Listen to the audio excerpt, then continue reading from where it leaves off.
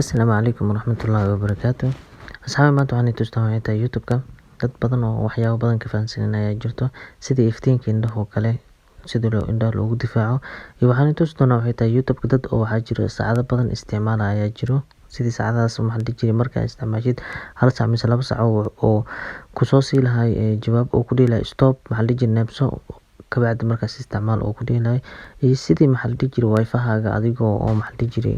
wifi isticmaalaya sidaas si fiican ugu isticmaalaysa laakiin dadka daatada isticmaalaya sidii oo daatadooda ugu dhamaan lahayn ayaan tusi doonaa insha Allah daawasho wacan insha Allah. Markii koowaad waxaa soo kacsanaysaa magaciisa YouTube-ka markaa gashid videogan iskaga dhufanaysaa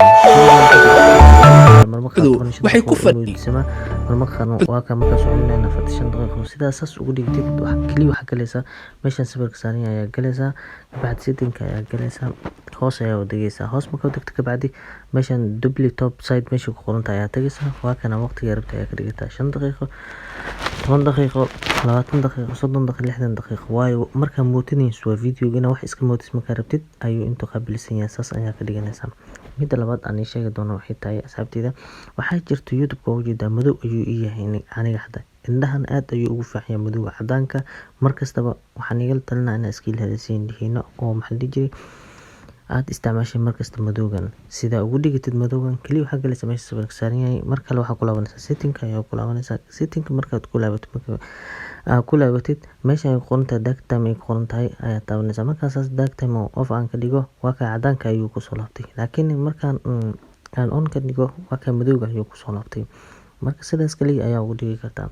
Midda kale aan tusayo waxay tahay marmarka qaar waxaa arkaysaa YouTube-ka adigoo 5 saac 6 saac 7 saac iskaga jiro indhaha dhan ugu xanuunayo qalbi maskaxda dhan ku dasho oo taagan badweynta adoo dhex jiifaya dhex arkaysaa marka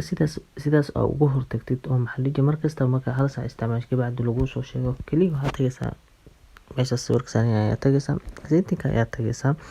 setting markaad tagtid kabacdi meesha ugu horeyso limited me to ku qoran tahay tagaysaa ani on ayay tahay waa ka ujeedin laakiin off ayaa leedahay haddana on ka dhigaya waa ka 7 saac iyo 5 daqiiqo 5 minute qof kasta wuxuu rabo iyo asiga ka dhigi kara oo maxaa la dhihi markaas uu u baahan yahay ayuu ka dhigi karaa 7 saac marka isticmaalo kabacdi 5 minute wuxuu isoo dirayaa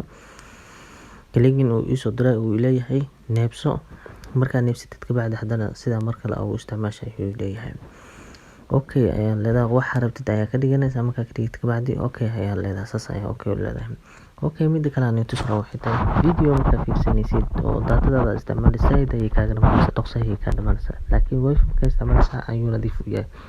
laakiin markaa daatada isticmaalaysid dad badan ayaa daatada isticmaalaya YouTube-na wax ka fiirsadaan way rabaan oo maxaa la dhihi jiray